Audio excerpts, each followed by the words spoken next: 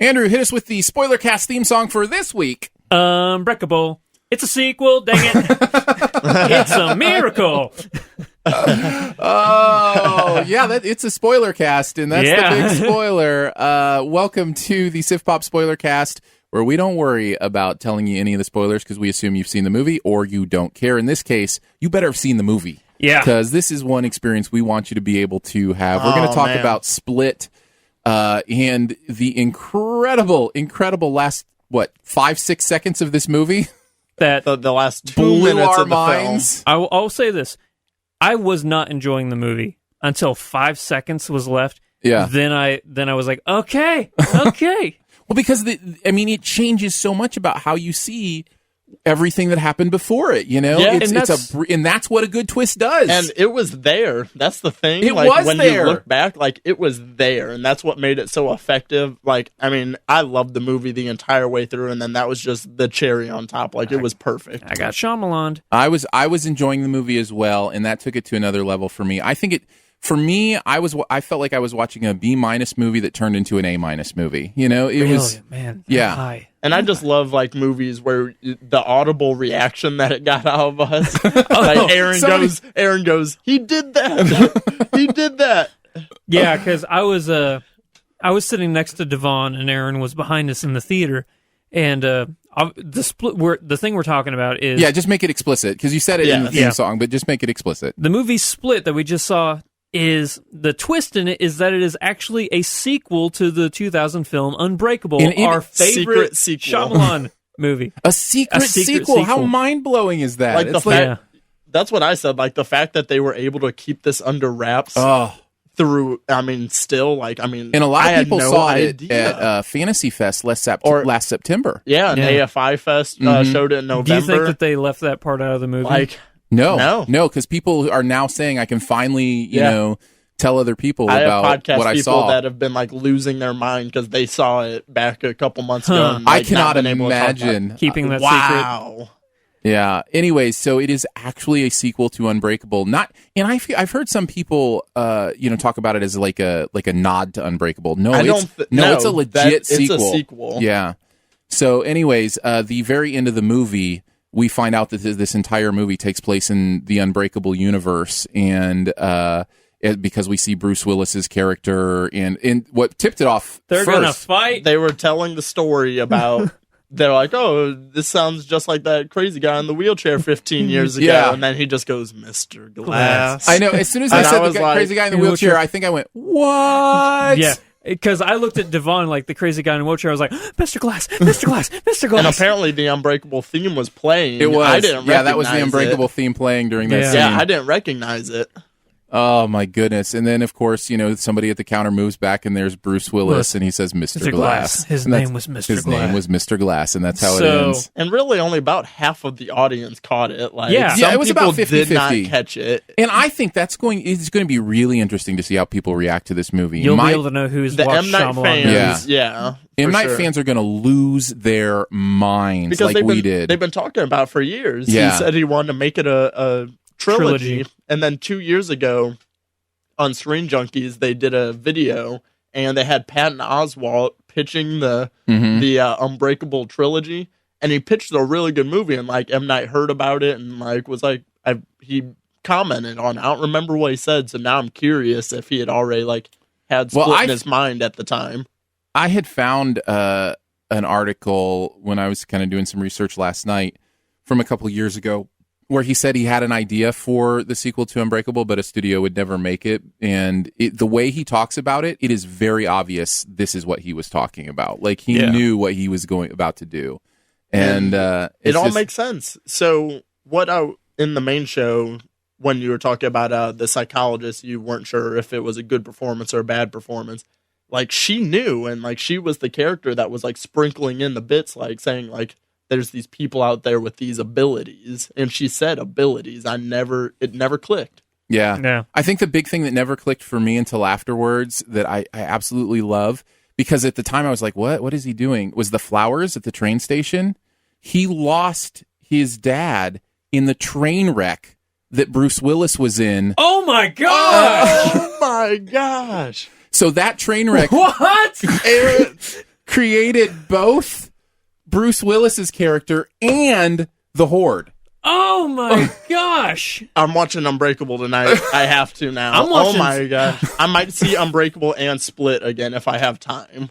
Didn't you think he's like the whole flowers at the train station? I had thing? no idea. And he talked about losing his dad in a train crash. No idea. Oh, Split's a good movie now. You telling me that made Split a good movie. And I did say in Podcast Proper that I thought that Split was just okay. Yeah. But I also did say that I'm sure that knowing everything now, going back and getting a second viewing, that I would like the film a lot more.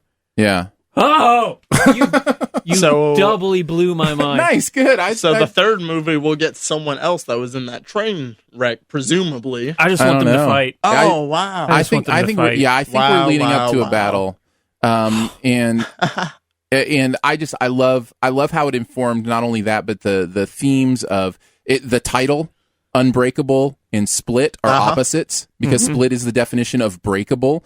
You're dealing with somebody who's broken on the inside, but is becoming unbreakable on the outside, versus somebody who's unbreakable on the outside who is becoming broken on the inside. Like, it's like the thematics and everything in this are just beautiful. And to look back on the movie, and the other thing about the movie that I kind of didn't like about it, that completely changed with that ending, was it got a little bit too supernaturally for me and ridiculous for me towards the end. I was like, come on. Yeah. And then once I realized it was in a comic book movie, I was like, oh, that makes perfect sense. That was my main thing that I wasn't liking about the movie, and I'm like, oh, now I understand. So that's a general consensus too. Like, I was watching reviews this morning, and people said that's what like got them to the point of the movie where they're like, I don't know, when you see him climbing on the walls and stuff. I still love that part, but then now that it's all connected and stuff, it makes complete sense. Do you want to go over everything chronologically? We can go through some details chronologically, and I mean, obviously, I don't know that I've ever had a movie going experience like that in my life, where I don't talk during movies. No, you shouted it out. I could not help it. I went, what? He did not just do that. Did he just do that? Oh, he didn't do that. Because it's like all of a sudden you realize, in hindsight, you got something you've been dying for forever, and you didn't even know you were getting it until afterwards, and it all just floods on you. Like, it's just the endorphins were crazy. And see, it's like, I love that, because I mean, this past year we got 10 Cloverfield Lane, which dropped like a month after they announced it, like came out of nowhere. Yeah. And then we had The Woods turning into The Blair Witch being a secret sequel. Mm-hmm. Now we didn't find out literally until this movie. Until you watch it. It's not in the advertising. They didn't market it. Nothing. It's just they left it, and that's what I go to the movies for. Like, to have, like you said, like when you have an experience and like reacting to something in the theater, like that's what this movie's for. Yeah. I felt like Andrew looks when he does his reaction videos on YouTube, like like that, where you put your hands on your head and you stand, like that's how I felt. Was the surrender cobra? Yeah, exactly. Yeah, man, absolutely. I cannot get over the train thing now. Yeah, it's all, I didn't even think about the train thing. Yeah, it's laid throughout there. They mentioned the train earlier in the movie. I think the counselor does, the psychiatrist does. Mentions him losing his dad in the train wreck, and then he at the end he puts those flowers on the train station. Well, I remember him saying that the dad left on. I thought she was saying like the dad got on train, he just left him. Not that he died. Yeah, no, he died in that train wreck. Wow. Yeah, that's crazy. Nuts. How crazy would it be? Because remember at the beginning of Unbreakable, there were 2 survivors of the train, and one of them ended up dying right there. What if the other guy was the father? Yeah, I don't know. Man. I don't know. I really want to go back. I did think about. I don't. There is no connection, at least that I can see. But I did think about how much the little girl, who played Anna Taylor-Joy's younger self, like that little girl reminded me of the girl on the train in Unbreakable that was like peeking through at the beginning through the train cushions or whatever. But I don't think there's any connection there. It's just something that struck me after I was thinking about it. And that's what, because she would have died. Exactly. Yeah. And that's what was such a good misdirect too for it, because I thought like the twist of the movie, because like we're waiting, and this still isn't like a twist per se. It's just it's a reveal. It's a reveal. But I thought like the twist was gonna be, I thought Anya Taylor's character was gonna be involved in it somehow. Yeah, so there's two. I thought she was going to be a personality, maybe. Or so I thought know. That's what I was thinking. So I thought that's where coming. it was going to go. There are two main twists I considered throughout, neither of which happened. It's pretty twistless movie. It really is. Until those last 5 seconds or whatever, which is a totally different kind of twist than you're used to. And it's just information, really. Yeah, but I think, and this is where maybe we can start to go chronological, because we start at a party where they've invited this girl, and reluctantly, and she's obviously somebody who likes to keep to herself. She's awkward, and this is Anna Taylor-Joy's character. And this is what I was talking about with, cramming information, because the girl was like, I didn't want to invite her. She goes to detention a lot, so like they're cramming information down your face, like, yeah, she's a troubled child. She doesn't like to be around other people. Sure. And they're like, cram, like, okay, yeah, you could have spread that out. But yeah. That's what I was talking about. So they go out to their car, and immediately we're in it. As the dad's putting stuff in the trunk. I love the way this was shot, so that we weren't sure what was going on with the dad, but it shows a perspective of somebody coming up to him and him saying, can I help you, that kind of thing. So we know something's going on. They're oblivious in the car, the three of them, because you've got these two girls, and it turns out to be James McAvoy's character, who is, who deals with split personalities. We find out later that this is Dennis, who is doing the abducting, right? Yeah, it was and Dennis is a very OCD.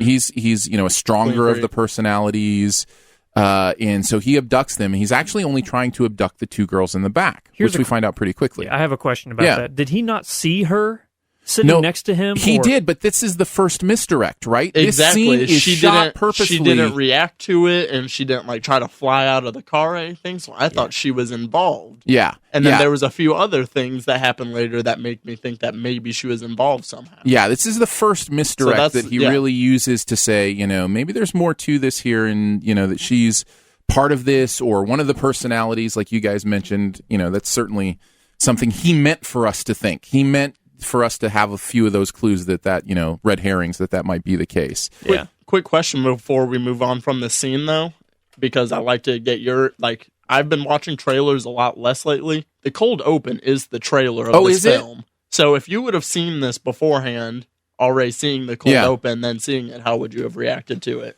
I think it would have just been, I just would have felt like I already saw it. Yeah, the trailer of the film is basically that scene minus the party part. So just the car part. Oh, interesting. Is basically the trailer.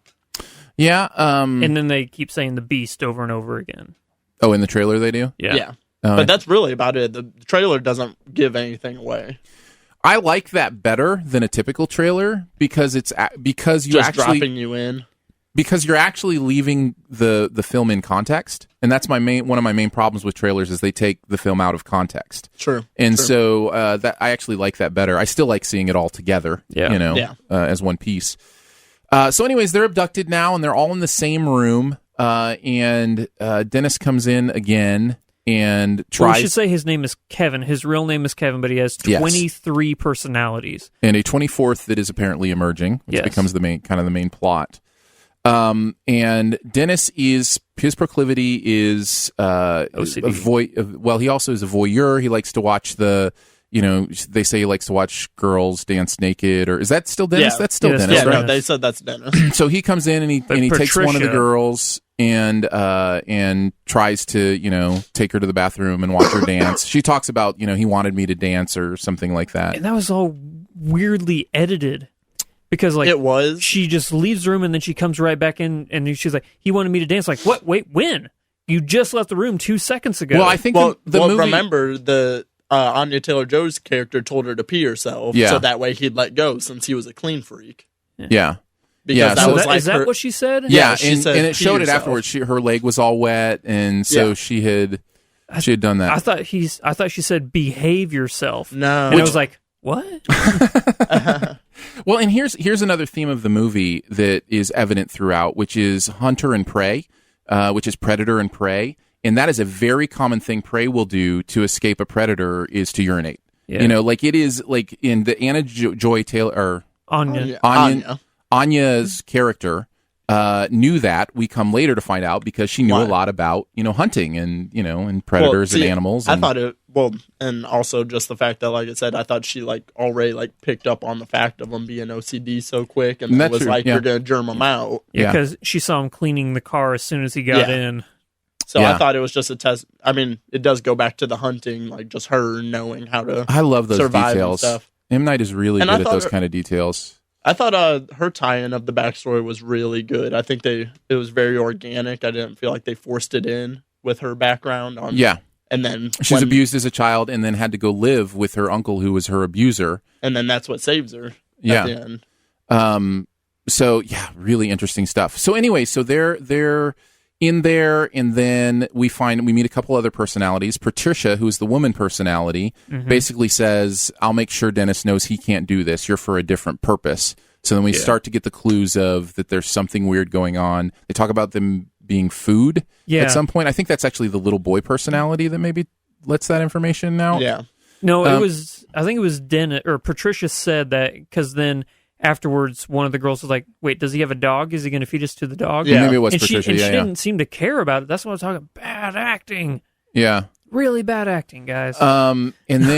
And then the little boy character comes in, and that's where Hedwig. they see Hedwig, who probably my favorite personality. Yeah. And what a great performance by McAvoy.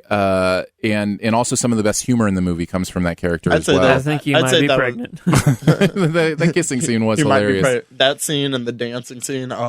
Apparently yeah, the that's Kanye dancing. apparently that's very relevant to the movie. So if you go back and rewatch it, like apparently has like tells out like a mini story in his dance or something. It has Oh, something to do with- interesting. it was in an interview with M. Night, so now I want to go back and rewatch that scene. Like it wasn't just to show him that. Like apparently there's something in it. So Hedwig can be exploitable, but we find out eventually that these are the three characters that have come to the three personalities that have come to power. That To be the Horde. that are bringing on this, this 24th personality, which is the Beast. Yeah. And to be the Horde. So those are the three, but the little boy is exploitable because he's 9. He has the brain of a 9-year-old, and so they figure out, he says something And about then he has a useful skill too. He can take What's over that? he can Oh, come to yeah, the light yeah. whenever he wants. That's right, which becomes important later on. Yeah. But they hear him say something about it's safe in here now, and so they realize, they must have drywalled over an escape, and so they find the escape, and the blonde girl goes through it, and the little boy's trying to get into the room, but they can keep him out. But then once he turns to Dennis, they can't keep him out because he's stronger now. Because one of the things of this movie is that split personalities aren't just different ways of acting; they actually change the physiology of people in this movie, and they talk about it that way.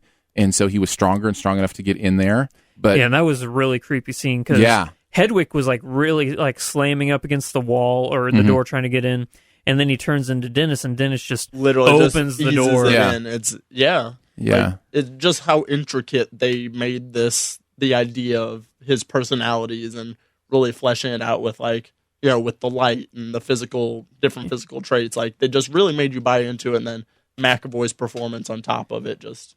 Yeah, that whole sitting in chairs in a circle and then one of you stands in the light whole mentality is really fascinating. Yeah. Yeah, it's an interesting way to picture it. Yeah. And kind of what goes on. So there's also, I think we're introduced at some point in here to the psychiatrist.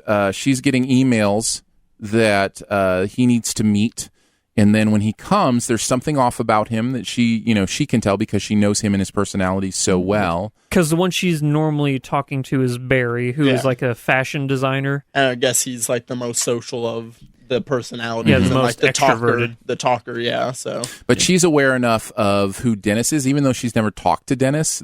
She's aware enough of his OCD that she picks up on some things, realizes that it's actually Dennis imitating pretending to be Barry. Yeah. Which I found a little bit convenient. Maybe it's one of the things where I'm like, because I get all the split personality stuff, but can one of the personalities really imitate another personality well? Yeah. I don't know. What I originally thought it was, I thought an easier way around that is they should just made Barry a part of the Horde, and then that be his part of the plan, is he's the talker, he's the one to ease the psychiatrist over while everything was going on. So I felt like that would have been just an easy way around it instead of having Dennis impersonate him. But then she wouldn't have realized that Barry was actually the one sending the emails. I have to say, though, the scene where she finally gets him to admit that it is Dennis is strong. That is a strong scene. Where you see him turn into Dennis. Yeah. And like she's like saying like how she's been wanting to meet Dennis. Yeah. Because he is one of the strong personalities. And like I said, James McAvoy just changing his face, and you see that he is now someone completely different. Yeah, the frow. Oh man. And her performance there is great too, because you just sense how much she loves him in all of them. She genuinely cares and is trying to like make this a safe thing and manageable for him. I love that she character. really does care. There's a moment in the movie where she's talking to her neighbor in her apartment, and she says that was one of the bad actors I was talking about. The neighbor lady. Oh, was she was just like, horrible. It was just so bad. But she was saying like that had to be a cameo of some sort. That had to be somebody's relative. Yeah. Well, Betty Buckley, who is the psychiatrist, she's been in other Shyamalan films before. She was in The Happening and others. But she says in the film, instead of having a traditional family, I've decided to take on my patients and treat them as family. So she does care about these people. Yeah, absolutely. On an emotional level as well as a professional level. Yeah, and she's completely non-judgmental. She's, she's doing, this incredible research on, physiology changes and those kind of things. And it's a really interesting character. But there's a moment where he changes, and there's a few moments before that too, where she's really identifying it. There's something about walking through trash, which I don't know. Intentionally. Intentionally, which I don't know if that was necessary, but I got it. Yeah, but that's a little Sherlock-ish for a psychiatrist. A little bit. Yeah.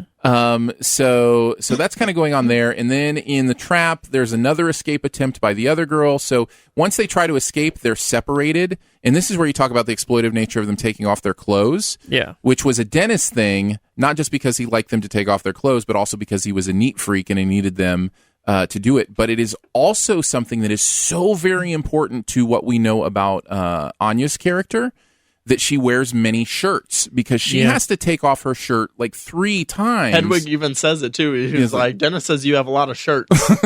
Yeah. And I didn't think anything of it. and the reason is because we have to wait to see her skin until the final reveal. And so it's kind of a way for us to kind of be foreshadowed on that. Yeah, and I felt like it was that. all very intentional. Yeah. So they're in different rooms now. And what else is going on at this point? Is there anything else, to talk about before we kind of get to... Patricia comes in and I guess before this, Patricia comes in and fixes them food and takes them in to have That was the sandwiches. second escape, yeah. Yeah, which was nail-biting, honestly. Yeah. Whenever she comes in and she has the knife and she has that girl cornered up against the wall and she just... poking the belly button with the knife, and that was a really good scene. Yeah, but then after that, that's when we're also getting like little flashbacks of Anya Taylor-Joy's character as well. Kid. We're kind of learning more about her, and again, her story is unfolding as the story, and you see her like using the skills. Yeah, her dad's teaching her how to hunt. Yeah, we also find out that her abuse is also a predator-prey kind of thing, almost literally, with him asking her to pretend to be an animal, you know, and so animals don't wear clothes, take off your clothes, that kind of thing. So again, going with all the themes in the movie, and so you're starting to get a sense, and here's the other misdirect, I think, for a twist. I think the other possible twist is that all of these characters are actually her split personalities from that's what we thought. From dealing with, the trauma that she was going through. That's where I thought it was going. I thought that it was all in her head. And I think we're led to believe that. I think that's, that's intentional. And I think if that would have happened, I think we wouldn't have been disappointed, but we would have been like, okay, that makes sense. Yeah, right. Not just like this elated, like, oh, okay, so. And this is whenever Hedwig comes in a second time and is like, would you want to come to my room and listen to music? And I'll show you some cool stuff, show you the window. And then that's when she gets the walkie-talkie. Yeah. The walkie-talkie. And she radios for help. Hedwig turns back into Patricia. And then she says, tonight you're going to meet the beast. Mm-hmm. And so that's whenever Dennis takes over, goes to the train station. And you're blowing my mind right here, man, with this whole train station thing. Before that, by the way, the psychiatrist does come over because she gets a whole bunch of emails from... And I guess what's happening is Barry is actually coming to the light and every once in a while and emailing while they're sleeping that they need her help. And so she does come to the actual place, and again, more tension, more great, stuff going on, but she is eventually knocked out, thrown on the couch, but she manages to leave something jammed in, like a handkerchief jammed in the door for escape. Yeah. But she also writes down on a piece of paper Kevin's full name. Well, that's later. That's later while she's... Well, when she wakes up. Yeah. We need to talk about how earlier, whenever she's first talking to Dennis, because Dennis is reluctant to admit that he's Dennis. And she says, all I have to do is say Kevin's full name, and all of the personalities will come to the light at the same time. And he's like, please don't do that, it hurts. Mm-hmm. And so whenever she even says, I don't want to do that because I don't want to hurt you. Yeah. Yeah. So Dennis knocks her out. And then she wakes up after the reason why he knocks her out is because she finds the girls. And she's like, please let them go. You don't have to do this. Then he knocks her out. She wakes up and she's still groggy from the drugs. She writes down Kevin's full name on a piece of paper and she says, say his full name. Mm-hmm. And then writes it down, yeah. And then that's when the Beast gets back to the compound, right? Yeah. Because Dennis goes to the train station and he finally transforms into the Beast. Yeah. Which is terrifying. Yeah. Like, really terrifying. He has the physiology changes with, his veins popping out, and he gets stronger and bigger and can climb on walls. And... Like, I love that. Like, I know certain people are like, it was a little bit too...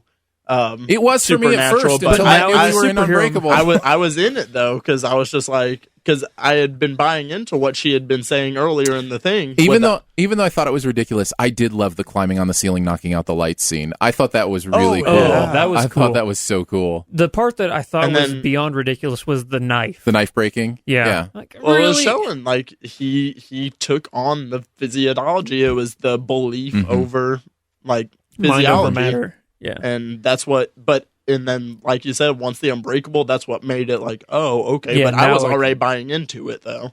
So he goes back and he kills the psychiatrist by basically crushing her spine, breaks her in half. Was awesome. Then he kills both the girls, we find out. Eats them. Mm-hmm. He's eating them. I don't think we actually see him feasting on them. We see one of them get dragged away. No, then it shows him, like, eating her arm. Yeah, he had like okay. Okay. So he was chewing more than scenery. He was actually chewing human bodies. And then, so they're both dead, and then he's after Anya, and there's a chase, and it's tense, and it's incredible, and she eventually finds a gun, and she uses her training from her dad to try to shoot him. She shoots him point blank with a rifle twice. Shotgun twice. And he keeps coming, and she's locked herself in a cage, and he bends the bars of the cage. When he is... But he's doing it, and the blood is, like, coming from his mouth, and he's just... so crazy. And he's, like, yelling his craziness while he's doing it. Rejoice! That was actually after he found out what he found out, because her last shirt got torn, and you find out she's got scars all over her. From her abuse. And for him, he doesn't want to the other girls the other girls were impure because they've never been broken. Right. And he realizes, you've been broken. Like... You felt the pain, and then that's what sympathized, and they just walked away. Yep. Yeah. So it was so rejoice. And then we're left with her. Yeah. Finding out she's actually been in a zoo. It's actually the basement catacombs of the Philadelphia Zoo, which could have been another clue. Philadelphia, although most of M. Night's movies are in Philadelphia. So I've been to the Philadelphia Zoo like 4 times. It doesn't look like that. It doesn't have tigers roaming around in cages above you. No, it does not. I would have remembered that. So the police say, you're safe now, and we'll take you back to, your uncle, and the look on her face, which is how I thought the movie, this is how I thought the movie was going to end, because actually they put up the split title right after that, right? Like it's all, like even before we get to Bruce Willis. Really? Yeah. It's like a 10-second like fade to black, and then it comes back up. Okay. Because I was like, is this the end? Because this not the end? after we see it, because it zooms in on the statue of the lion. Mm-hmm. And then after that, it fades into that. I'm about to sneeze. Sorry. Do it. Sneeze it. Strawberry. Okay, I'm fine.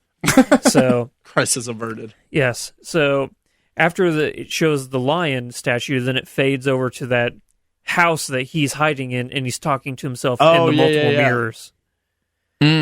Which that was a cool scene too. Yeah. Which also, by the way, reminiscent of Unbreakable, has a lot of mirror shots. That was one of the themes in Unbreakable, was the mirrors. Yeah. So then after that, we come to the last 15 seconds of this movie where it takes place in a diner, and it's the news talking about this split personality, having these women in the basement of the Horde. And they call them the Horde. And then somebody in the diner says, "This is just like that crazy guy in the wheelchair 15 years ago. What was his name?" Somewhere in the back of the theater, you hear Aaron go, "What?" Yeah. and I'm just sitting next to Devon, slapping on my knees. Mr. Glass, Mr. Glass, Mr. Glass. And yeah, like I said, like I didn't notice the score was playing either. Yeah. And then it was magical. And then we see Bruce Willis saying his name was Mr. Glass. Okay, a couple things before we finish the spoiler cast. Number one, I did want to mention, how do we feel about the ending of the main plot with her in the police car being ambiguous? Because she never really says she's not going back. We don't really have any resolution with her and her uncle. How did you feel? What did you feel was going to happen with her from that point? I have no idea. Here's what I thought. So she, in that moment, realized she had escaped one horror, only to realize that she was about to begin another one again. Mm-hmm. Like she hadn't escaped yet. No, she was still a prey. Yeah, she was still prey and still had a predator after her. Yeah, I'd take something away now that I think about it, because after you see the ending and we know we're in this universe now, like, and apparently when you're broken and you have some sort of loss and you have something happen, that's like what they're implying is how you get these abilities. And the psychologist had said something like that in the lecture. She said like people experiencing these traumas and might awaken certain things. So now what if she's experienced two types of trauma now? Like, could she be in a future film and have some sort of ability? Absolutely. I think that's wide open that she could become part of that. So that's my biggest takeaway, I think. I think the way the policewoman looked at her when she told him we were taking back to your uncle, I think we are left to believe that they're picking up that something's not right here, and that she has found the strength to be able to say something or do something. It feels to me like she's considering. That's kind of what I got too. Which I would take that ending as well, because for sure, I think she is figured out like, okay, I can kind of face anything because at this point now. The cops see all the scars on her because she's not covered up or anything. She has all the scars all over from her uncle. That's true. I do think it's purposefully ambiguous, and that's okay with me. That doesn't bother me at all.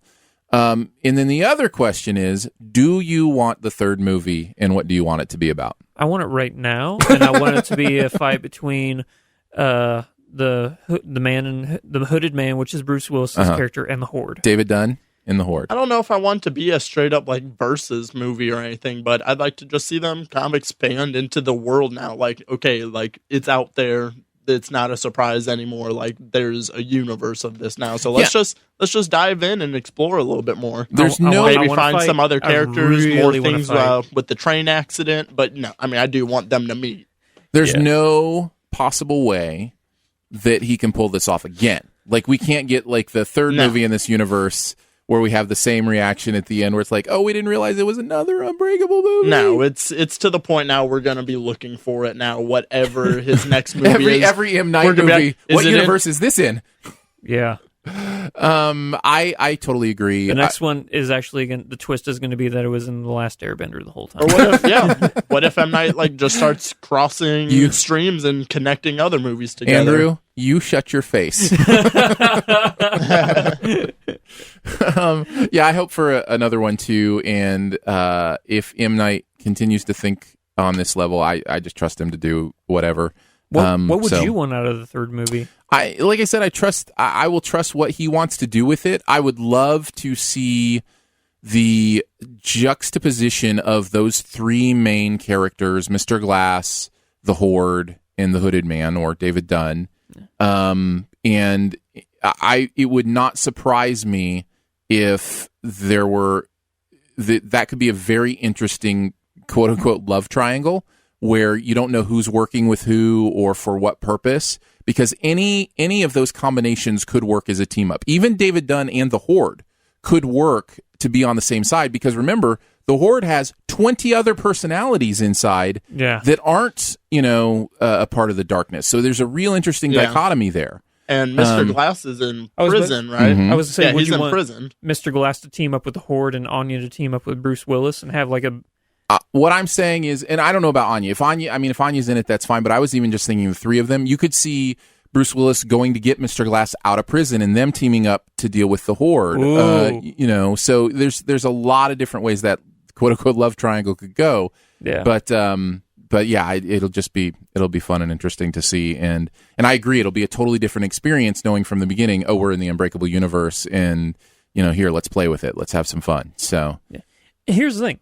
Shyamalan movies don't have to have a twist. No. So it's just that they all do. Like I said, what if the twist is there's no twist? But Hitchcock had the same thing, right? Everybody expected, the Hitchcock twist to come at some point, and the Hitchcock cameo, which, by the way, we didn't talk about M. Night's cameo, which they're always awful for me. Yeah, that was real weird. It's just, enforced. They always feel forced to me. Yeah. So anyways, Hitchcock dealt with the same thing. There's kind of a good thing to that. You've built an impression, and people know what to expect. So, like I said, I wouldn't even really consider this one a twist. Even it's just kind of a reveal of information. Just like like this is something we kind of left out. Like, oh yeah, we're in this. I would consider a twist just world. because a twist is information you get that reveals something you didn't know that changes everything you've seen before it, and this definitely does that. Okay, so that definition, for sure. Yeah. All right. Anything else, guys? I want to see it again so I can like it. Actually, I'm gonna watch Unbreakable, and then I'm gonna go see Split again at some point. I'm so happy I blew your minds with the train thing. Oh yeah, that was so wonderful. Gosh. That was so great. It was just a little piece of what happened last night, because we had all our minds blown last night. So man, that was fun. If you would have told me that last night, I wouldn't have slept. I wouldn't have slept. That's why I didn't sleep last night. I had trouble going to sleep last night. All right, we'll be back next week. Andrew, do you know what movies we got coming out next week? Gold comes out next week. So does A Dog's Purpose, which I don't know if you're going to talk about A Dog's Purpose. But Gold is the big one. Okay. Well, we'll be back with something next week. We'll have a good time, and we'll catch you there. Thanks for tuning in. Peace. Thanks for tuning in. Peace. Thanks for tuning in.